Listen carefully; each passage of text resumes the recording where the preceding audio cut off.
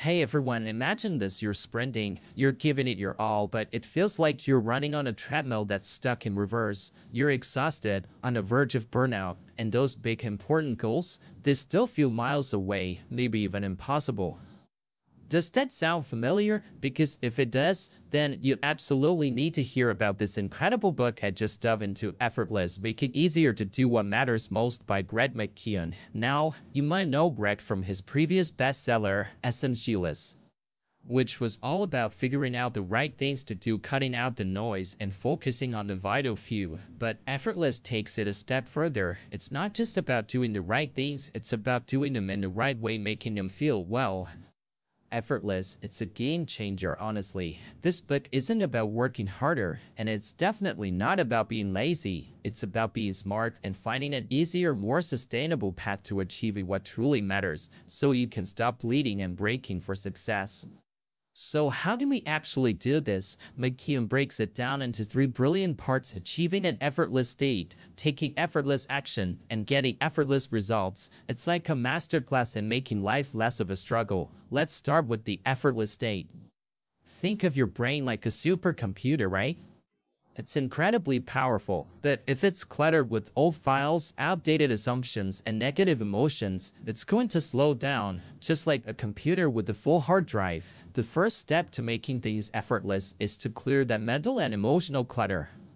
McKeown tells this fascinating story about a guy named Patrick McGinnis. He did everything right: Georgetown, Harvard Business School, top finance job, and worked 80-hour weeks, even on vacations. He thought working endless hours was success, but then eight went bankrupt in 2008. His stock plummeted, and he found himself in bed, sick with stress. He realized the marginal return of working harder was in fact negative. So what did he do? He chose the third option: find an easier way. He cut his hours, prioritized sleep, started exercising, had invested in startups, making more money in half the time, and the work didn't even feel like work anymore. His big lesson: when you can't try any harder, it's time to find a different path. It's about inverting the problem, asking why if this could be easy. This ties into what McKeown calls effortless inversion. Instead of asking why is this so hard, you ask why if this could be easy. It challenges that deeply ingrained assumption that important things must be hard. Remember Kim Jenkins, who was asked to record a full semester of a class? Instead of her usual Herculean effort, she asked, "What if there was an easier way?" Turns out the videos were for one student, so a smartphone recording by another student was a perfectly delightful solution, saving months of work. It sounds almost too simple, doesn't it? But that's the genius of it. When you feel overwhelmed, it might just be because you're overcompelled checking things in your head. And then there's enjoy. Why do we separate important work from play? As McKeown points out, our culture often glorifies suffering through work, calling fun a dark playground. But what if you could actually enjoy the essential activities? He shares how he started taking business calls from his hot tub, which instantly shifted his mood. Or my favorite, his family's dinner cleanup. It used to be a ninja-like disappearing act for the kids, but then his daughter put on Disney classics and it became a karaoke party. There's sweeping, washing, and singing. Let it go, making necessary work enjoyable for everyone. It's about creating building blocks of joy and turning tedious tasks into meaningful rituals. Another huge part of the effortless state is to release what you don't need to carry. McKeown talks about those storm tours in your mind, outdated goals, regrets, grudges, like Mitra Hakuankwan, who obsessed over being falsely accused of picking up a piece of string until it consumed and killed him. Or Chris Williams, who lost his wife and children in a car crash, yet chose forgiveness over a lifetime of bitterness. He realized carrying that anger would only make his suffering harder. McKeown says when you focus on what you lack, you lose what you have. When you focus on what you have, you get what you lack. Practice gratitude, even for small things, and relieve grudges of their duties by asking what emotional need they're fulfilling. And of course, there's rest. In our always-on culture, many of us actually don't know how to relax. Doing nothing feels painfully hard. But peak performance requires a rhythm of exerting and renewing energy. Joe Madden, a baseball manager, introduced American Legion Week, where players just showed up for games, encouraging sleep and naps instead of cramming practice. His teams went on to win championships. The rule is simple: to not do more today than you can completely recover from today. And yes, take that guilt-free nap like Salvador Dali's slumber with the key for creative inspiration. Finally, notice how to see clearly. This means cultivating presence. Like Sherlock Holmes' ability to observe rather than just see. It's not hard to be present, it's hard to ignore all the noise. Steph Curry, the basketball superstar, doesn't just train his body, he trains his brain with neurological drills to process complex, fast-moving information, making him a genius at noticing opportunities on the court. In our relationships, it means truly noticing others, like in John Gottman's Bids for Connection. Turning towards someone, even with an argument, is healthier than turning away and ignoring them. The greatest gift you can give is simply your presence. Once your mind and heart are in an effortless state, it becomes so much easier to take effortless action. The first step: define what done looks like. Midkion illustrates this, but the tragic story of Devasa worship. King Gustav kept changing the specifications, adding complexity, until the ship over budget and unfinished sank within 15 minutes of its maiden voyage, taking 53 lives with it. You can't complete a project without a clearly defined endpoint. Take 60 seconds to visualize what completion looks like, and use a done for the day list, focusing only on what constitutes meaningful progress, not an endless to-do list. Then, start with the first obvious action. Think of Netflix. Reed Hastings. His vision was a massive streaming service, but his first step was mailing himself a single CD to see if it would get damaged in transit. That tiny minimum viable action told him if the whole idea had a chance.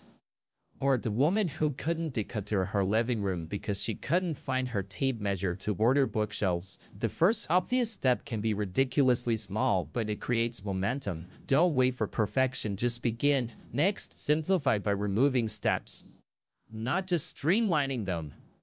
Amazon's famous one-click ordering was a massive breakthrough because Jeff Bezos asked, what if customers could order with the least amount of effort? One click and it's done. His team had been trying to simplify each step but could push to remove them. When Midkion and his son were overwhelmed finishing an Eagle-style report, they realized they were adding unnecessary extras. They asked, why are the minimum steps required for completion? By starting with 0 and eliminating non-essential steps, they finished what had seemed daunting, and this leads to progress but the courage to be rubbish. We often expect perfection from the start, but as Ed Kennum of Pixar says, we all start out ugly. Every one of Pixar's stories starts out that way. Paul McCready, who won the Creamer Prize for Human-Powered Flight, succeeded because he focused on building an ugly aircraft that could crash and be repaired fast, getting hundreds of flights in while competitors were still perfecting their elegant, fragile designs. Don't be afraid to make learning-sized mistakes, like when Midkion took a class and intentionally got quizzes wrong to quickly find out what he didn't know. Rather than wasting time on what he did, write a zero draft, just get something on the page. Imperfect is perfect, especially at the start. Finally, pace yourself, because slow is smooth, smooth is fast. The race to the South Pole between Scott and Amundsen is a perfect illustration. Amundsen insisted on a consistent 15 miles every single day, regardless of weather, even when he could have pushed for more. Scott, on the other hand, pushed his team to exhaustion on good days and huddled in his tent on bad ones. Amundsen's steady, relentless pace allowed his team to reach the pole and return safely, while Scott's team perished. Reject the false economy of powering through. Set upper and lower bounds for your work, e.g., never less than 5 pages a day, never more than 25 pages a day for reading a book. This keeps you moving consistently without burning out. Now for the magic part: effortless results. This is where your efforts don't just yield a one-time benefit, but they keep flowing to you again and again, even while you're sleeping. This is about creating residual results like compound interest. How do you do that? First, learn principles, not just facts or methods. Principles are universal and timeless. Newton's laws of motion apply everywhere, not just to one specific problem. Elon Musk, when asked how he learns so quickly, said it's like a semantic tree. Understand the fundamental principles, the trunk and big branches, before getting into the details, leaves. And Charlie Munger, Warren Buffett's partner, advocates for worldly wisdom, combining knowledge from many disciplines to see how things connect. The best new ideas often come from combining existing knowledge from different fields. Read books to absorb, distill what you learn into your own words, and prioritize classics for their lasting value, and strive for unique knowledge what you know that no one else does. That's how opportunities come to you, perpetually. Then, live by harnessing the strength of 10. Project Protect, a collaboration in Utah. Top 50 Zero volunteers to make 5 million face masks in 5 weeks by teaching others to teach. When you learn to teach, you teach yourself to learn and use stories. Aesop's fables have lasted millennia because they're easy to remember and share. The Sesame Street rule is brilliant. Simplify your message so it's not just easy to understand but hard to misunderstand. Next, automate. Do it once and never again. Like surgical checklists that prevent errors by ensuring essential steps aren't forgotten. Or Expedia, automating customer service requests to save millions of costs a year. Automation frees up mental space. McKeown gives examples for automating areas like health, relationships, finances, home, and career, like setting up recurring appointments or automatic savings transfers. The goal is to make a single decision that eliminates hundreds of future decisions. Crucially, trust is the engine of high-leverage teams. Warren Buffett bought a $23 billion company, McLean Distribution, with a 2-hour meeting and a handshake because he trusted Walmart implicitly. Think of the time and effort saved.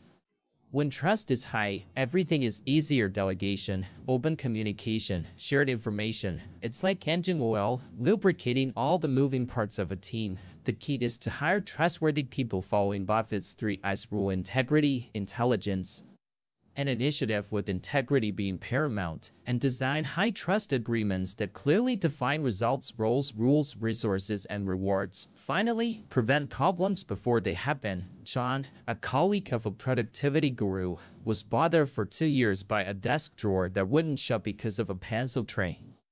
The solution: 2 minutes of effort. This is the long tail of time management. A small investment today can prevent hundreds of future frustrations. Instead of just hacking at the branches of a recurring problem, strike at the root, like vaccinating against smallpox to eradicate it forever.